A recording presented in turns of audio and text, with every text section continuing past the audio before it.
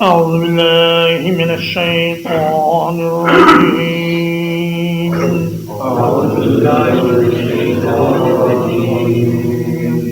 يا عبادي الذين آمنوا يا عبادي الذين آمنوا. اے میرے وہ بندو جو ایمان لائے ہو، اے میرے بندو جو ایمان لائے ہو، ان ارضی واسعۃ، ان ارضی واسعۃ، یقیناً میری زمین بڑی فراخ ہے، یقیناً میری زمین فراخ ہے، فإیایا فاعبدون، فإیایا فاعبدون، تو میری ہی عبادت کرو۔ تو میری عبادت کرو۔ یوں تو سارے بندے ہی اللہ کے بندے ہیں، لیکن ان بندوں کی دو قسمیں ہیں۔ ایک وہ جنہوں نے اللہ کو اپنا رب مان کر اس کے ہر حکم کی اطاعت کی، اور دوسرے وہ ہیں جنہوں نے اللہ کی الوہیت اور ربوبیت کا انکار کیا۔ تو اس لیے ان کو بڑے پیارے انداز میں خطاب فرمایا، یا عبادی کہہ کر، اے میرے بندو، یعنی وہ بندے، وہ غلام جو اپنے مالک کے ہر حکم کو مانتے ہیں، جہاں سے روک دیا وہاں سے رک جاتے ہیں، جس کام کے کرنے کا حکم دیا اسے کرتے ہیں، اور اپنی مرضی کو چھوڑ کر اس کی مرضی کو مقدم رکھتے ہیں، وہ اللہ کے خاص بندے ہیں۔ فما ان ارضی واسعۃ، میری زمین بڑی فراخ ہے۔ تو اگر مکہ مکرمہ میں تمہارے لیے اللہ کی عبادت کرنا مشکل ہو رہا ہے، بلکہ ناممکن بنا دیا گیا ہے، تو پریشان ہونے کی ضرورت نہیں۔ اس جگہ کو چھوڑ کر کسی ایسی جگہ چلے جاؤ جہاں تمہارے لیے اللہ کی بندگی کرنا آسان ہو۔ فَإِيَّايَ فَاعْبُدُونَ میں اشارہ ہے کہ یہ ہجرت محض میری عبادت کے لیے ہونی چاہیے۔ اگر کوئی آدمی روپیہ پیسہ کمانے کے لیے ہجرت کرتا ہے تو وہ ہجرت نہیں ہے، بلکہ سیدنا عمر ابن الخطاب رضی اللہ تعالیٰ عنہ سے روایت ہے، بخاری شریف کی حدیث ہے کہ رسول اللہ صلی اللہ علیہ وسلم نے فرمایا، من کان ہجرتہ الی اللہ ورسولہ فہجرتہ الی اللہ ورسولہ، جو آدمی اللہ اور اس کے رسول کی طرف ہجرت کرے گا تو اس کی ہجرت اللہ اور اس کے رسول کے لیے ہوگی۔ ومن کانت ہجرتہ الی دنیا یصیبھا، اور اگر کسی کی ہجرت دنیا حاصل کرنے کے لیے ہوگی، او امرأۃ یتزوجھا، یا ہجرت اس مقصد سے ہوگی کہ وہاں کسی عورت سے شادی کر سکے، فہجرتہ الی ما ہاجر الیہ، تو اس کی ہجرت اسی چیز کے لیے ہوگی جس کی طرف اس نے ہجرت کی ہے۔ تو اللہ کے لیے ہجرت وہ ہے کہ جس میں انسان ایسی جگہ کو تلاش کرے جہاں اللہ کی عبادت ہو سکے۔ آدمی محب وطن اور محب قوم تو ہو سکتا ہے، لیکن وطن پرست اور قوم پرست نہیں ہو سکتا۔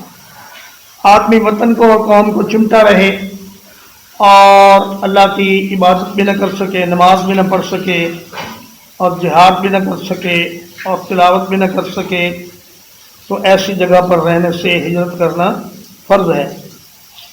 فرمایا کہ میری زمین وسیع ہے، مدینہ میں چلے جاؤ، حبشہ میں چلے جاؤ، پھر مدینہ میں چلے جاؤ، وہاں تمہیں بہت بہتر حالات ملیں گے۔ کل نفس ذائقۃ الموت، ہر ایک جان موت کو چکھنے والی ہے۔ ثم الینا ترجعون، پھر تم ہماری ہی طرف لوٹائے جاؤ گے۔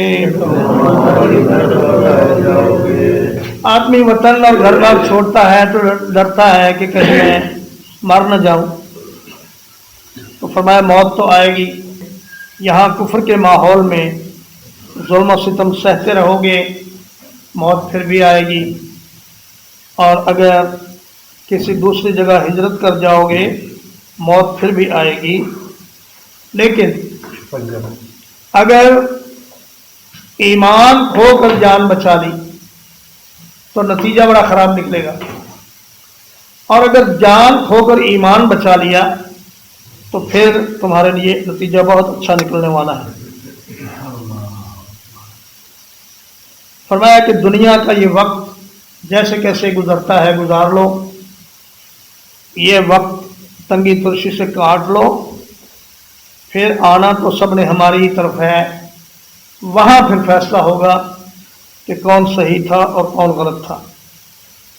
والذین آمنوا وعملوا الصالحات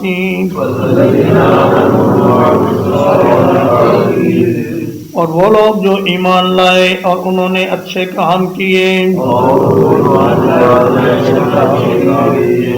لَنُبَوِّئَنَّهُم بلا شبہ انہیں ضرور ہم جگہ عطا کریں گے، من الجنت غرفا جنت میں اونچے محلات میں، تجری من تحتها الانہار ان کے نیچے سے نہریں چلتی ہوں گی، خالدین فیہا جس میں وہ ہمیشہ رہیں گے، نعم اجر العاملین کیا ہی اچھا اجر ہے کام کرنے والوں کے لیے۔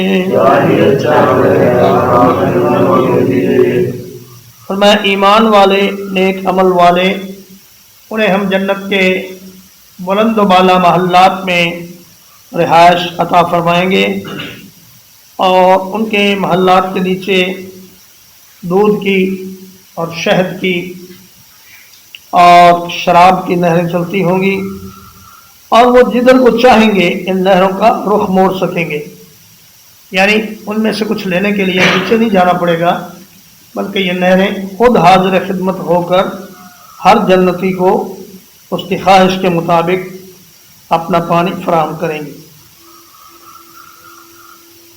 اور فرمایا خالدین فیہا جنت کی خاص خوبی یہ ہے کہ یہ اس میں ہمیشہ رہیں گے اور وہاں سے کبھی نکالے نہیں جائیں گے، اور ہمیشہ تبھی رہیں گے جب انہیں موت نہ آئے، موت بھی نہیں آئے گی، بیمار بھی نہیں ہوں گے، بوڑھے بھی نہیں ہوں گے، اور کبھی اس سے نکالے بھی نہیں جائیں گے، اور اللہ بھی ان سے ہمیشہ راضی رہے گا، کبھی ناراض نہیں ہوگا۔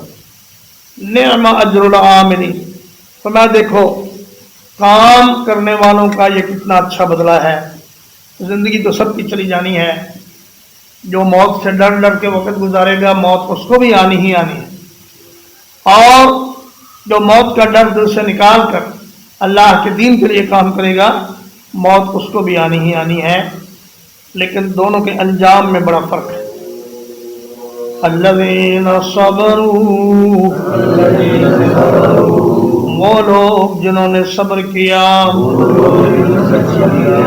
وعلی ربہم یتوکلون اور وہ اپنے رب پر بھروسہ کرتے ہیں۔ انہوں نے اللہ کی اطاعت پر صبر کیا، گناہوں سے اپنے آپ کو روک کر رکھا، اور کفار و مشرکین کی ایذا پر صبر کیا، اور اپنے رب پر بھروسہ رکھا۔ حالات جیسے بھی ہوں وہ ہمیشہ پر امید رہتے ہیں، اور مومن کسی حال میں بھی پریشان نہیں ہوتا، اس لیے کہ اس کا بھروسہ اللہ کی ذات پر ہوتا ہے، اور اسے یہ یقین ہوتا ہے کہ اللہ پاک جو کرے گا میرے لیے بہتر ہی کرے گا۔ وَكَأَيٍّ مِّن دَابَّةٍ اور کتنے ہی چلنے والے جاندار ہیں، لا تحمل رزقها اپنا رزق اٹھائے ہوئے نہیں ہوتے. اللہ یرزقها وإیاکم، اللہ ان کو رزق دیتا ہے اور تمہیں بھی. وَهُوَ السَّمِيعُ الْعَلِيمُ، اور وہ بہت سننے والا بہت جاننے والا ہے.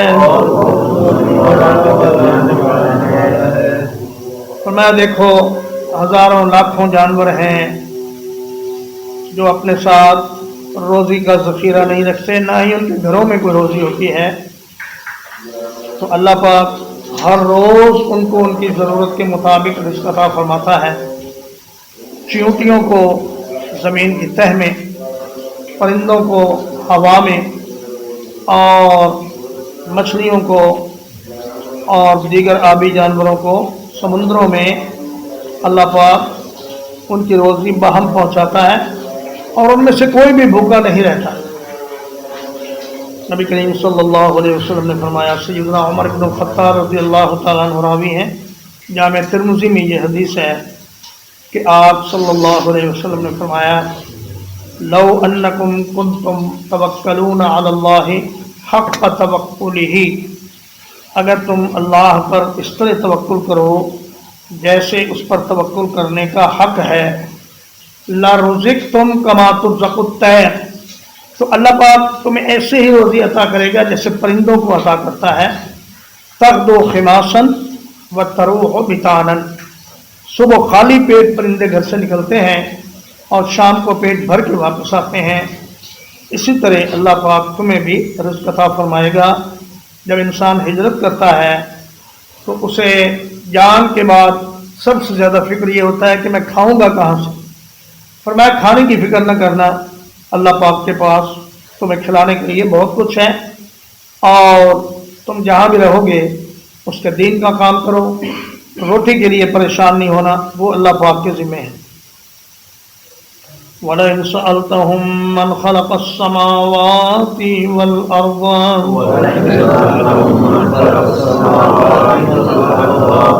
اور اگر آپ ان سے سوال کریں کہ آسمانوں کو اور زمین کو کس نے پیدا کیا ہے،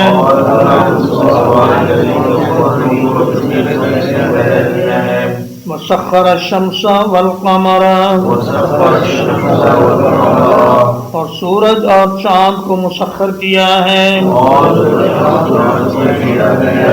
لَيَقُولُنَّ اللَّهُ، یقیناً ضرور کہیں گے اللہ نے. فَأَنَّىٰ يُؤْفَكُونَ، تو یہ کہاں بہکائے جاتے ہیں. فرمایا بڑی عجیب بات ہے کہ آج تک کسی اللہ کے سوا کسی معبود نے یہ دعویٰ نہیں کیا کہ میں نے آسمانوں اور زمین کو پیدا کیا ہے. اس لیے اگر ان سے پوچھا جائے کہ زمین و آسمان کا خالق کون ہے تو یہ انکار کر ہی نہیں سکتے اس کے سوا کہ اللہ نے اس کو پیدا کیا. فرمایا وسخر الشمس والقمر، زمین اپنے خزانے اگلتی ہے اور سورج اپنی گرمی سے فصلوں کو اور پھلوں کو پکاتا ہے، اور چاند کی چاندنی سے ان میں ذائقے پیدا ہوتے ہیں. اور یہ سارا نظام یہاں بھی ہے اور جہاں ہجرت کر کے تم جاؤ گے وہاں بھی ہوگا. اس لیے پریشان نہیں ہونا کہ کھائیں گے کہاں سے اور رہیں گے کہاں اور زندگی کیسے گزاریں گے. تم صرف اس کے دین کا کام کرو، باقی چیزیں اللہ پر چھوڑ دو. ترجمہ ایک بار.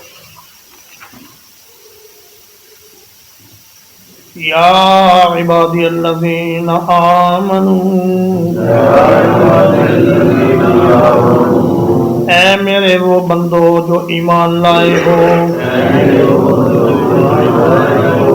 ان ارضی واسعۃ، بلا شبہ میری زمین بہت فراخ ہے، فَإِيَّايَ فَاعْبُدُونِ، تو میری ہی عبادت کرو. کل نفس ذائقۃ الموت، ہر ایک جان موت کو چکھنے والی ہے، ثم الینا ترجعون، پھر تم ہماری طرف لوٹا دیے جاؤ گے۔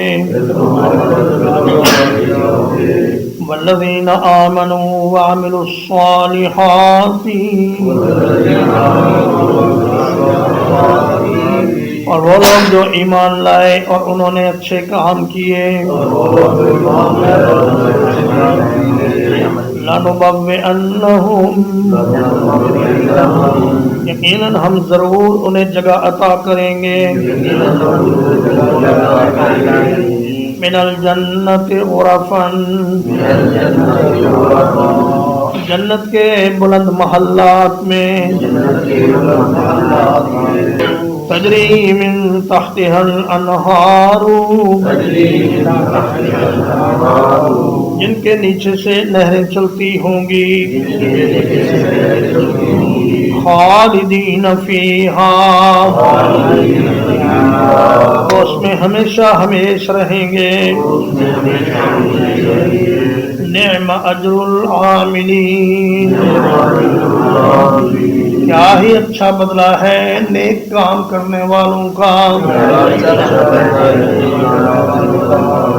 الذین صبروا، وہ لوگ جنہوں نے صبر کیا، وعلی ربہم یتوکلون،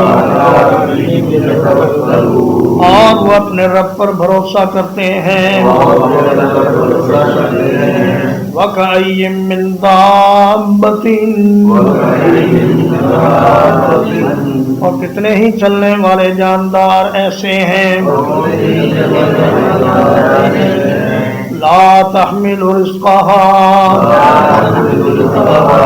جو اپنی روزی ساتھ نہیں اٹھاتے، اللہ یرزقها وإیاکم، اللہ ان کو رزق دیتا ہے اور تمہیں بھی، وَهُوَ السَّمِيعُ الْعَلِيمُ، اور وہ سب کچھ سننے والا، سب کچھ جاننے والا ہے، وَلَئِن سَأَلْتَهُمْ، اور اگر آپ ان سے سوال کریں، من خلق السماوات والارض،